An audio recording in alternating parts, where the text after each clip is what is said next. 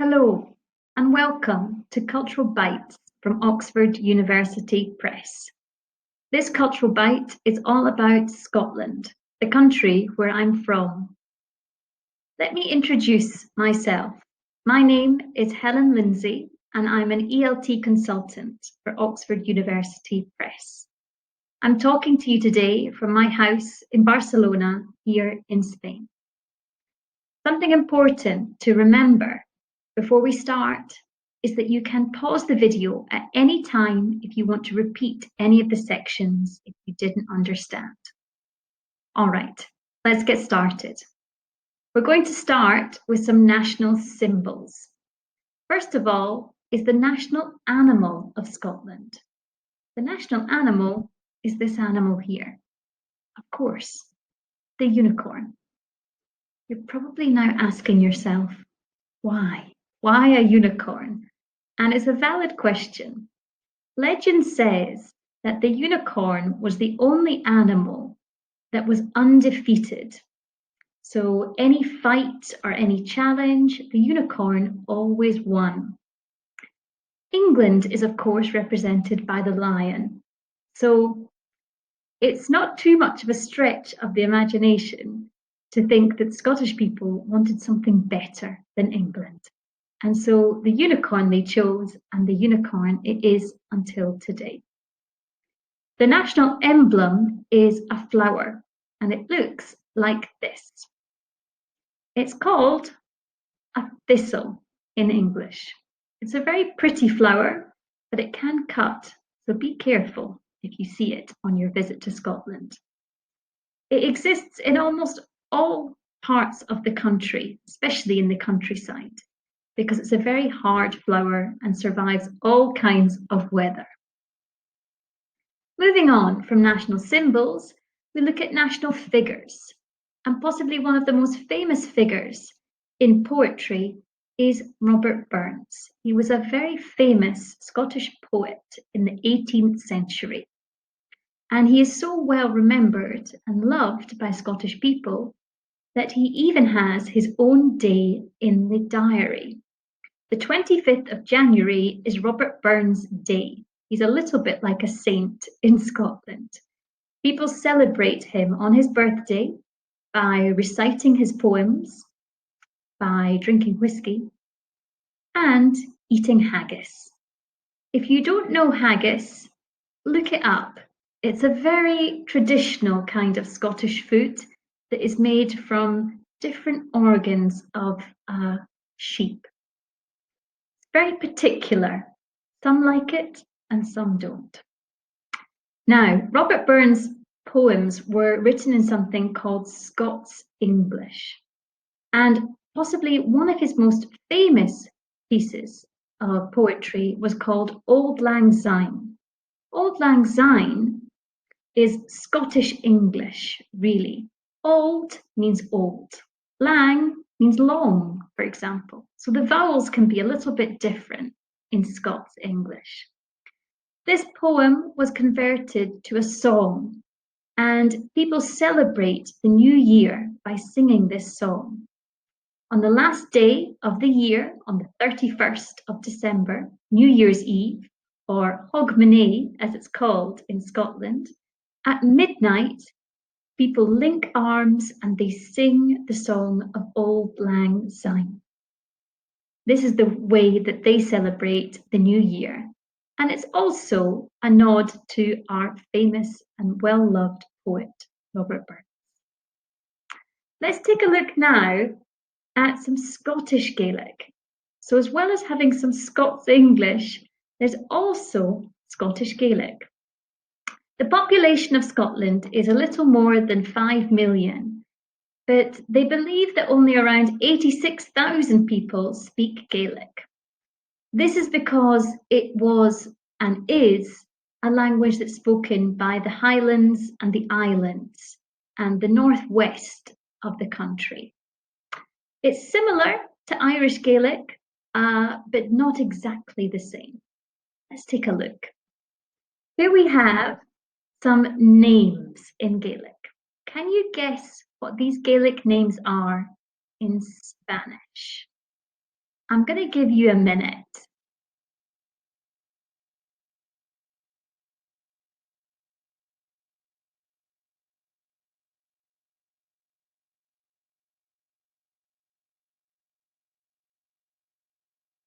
Let's take a look. The first is Christina. The second, Danny. The third, David. The fourth, Juan. I wonder if any of you got that right. The fifth, Jose. And the sixth, Julia. Well, there you have it. Some names in Gaelic and the translation in Spanish. Scottish Gaelic still does exist, and you can see it on roadsides, for example.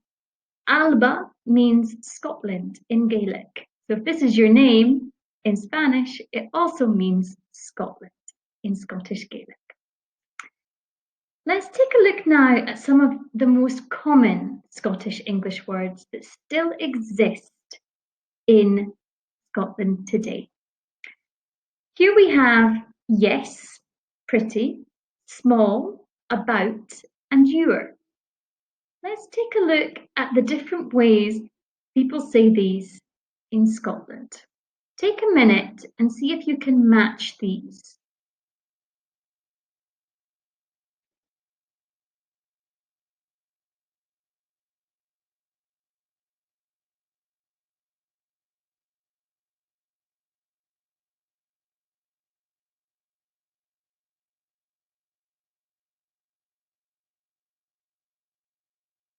Let's take a look together.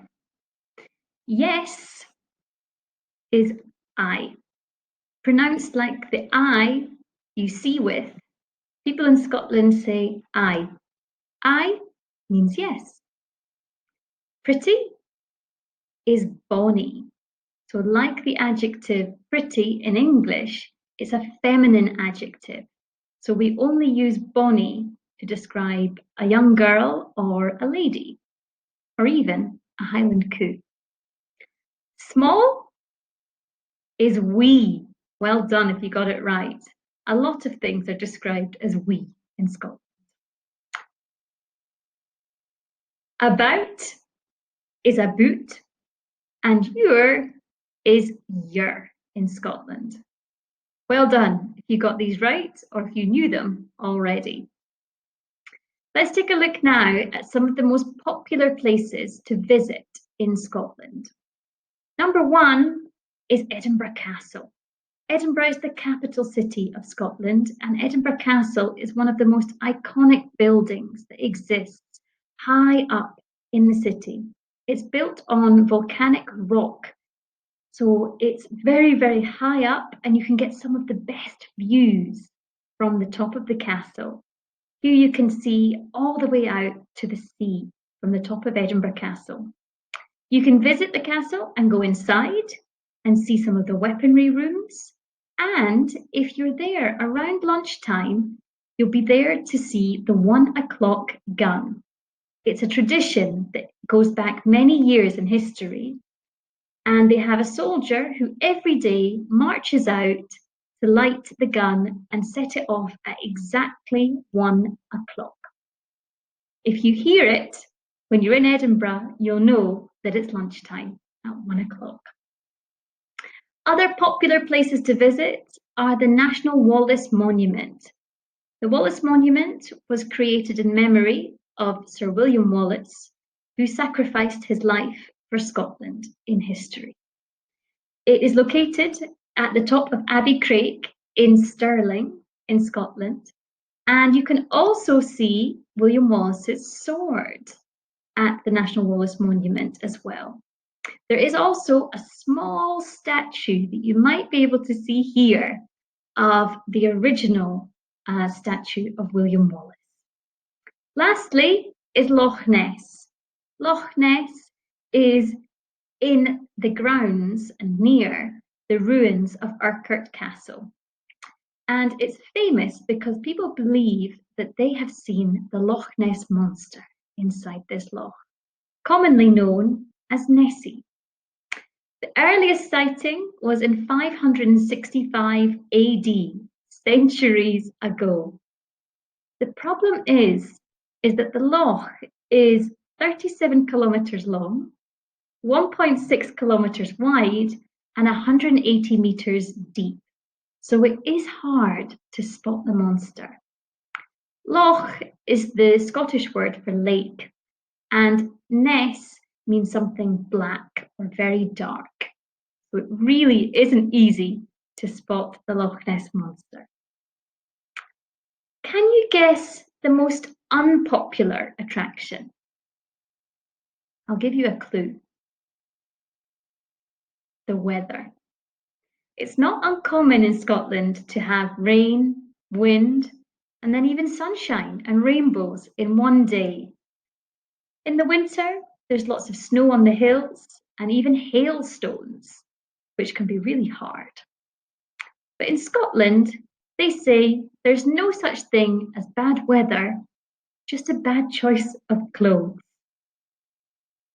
Speaking of clothes, let's take a look at some Scottish fashion.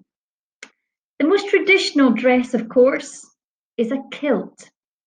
Kilts are commonly seen at weddings and formal events, and Robert Burns Day, for example. You can see lots of different types of tartans. Tartans can be ancient or modern. The tartan that a Scottish man wears depends on his family name. Usually, when a young man turns 21, the present is a kilt. And the first question they ask at the kilt maker is, what is your family name? And they are able to produce a big book and give you options, either an ancient version with duller, darker colours, or a modern version of the same name with brighter, more vibrant colours. You can also see something called a sporran. A sporran is the leather bag you can see here. This helps weigh the kilt down and keep it in place. And it also means that they have somewhere to store their belongings because the kilt doesn't have any pockets. From Scottish fashion to Scottish music. Usually when you see a kilt, you also see bagpipes, the traditional Scottish instrument. The player has to blow air into the instrument and squeeze the bag to make a sound, which is easier than it looks. Lots of young children start playing the chanter, which is the bottom part of the instrument.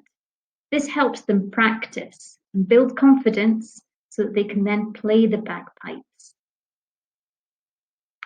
Thank you for watching. On behalf of myself, Helen, and all of my colleagues here at Oxford University Press. In the meantime, stay home and stay safe. Bye for now.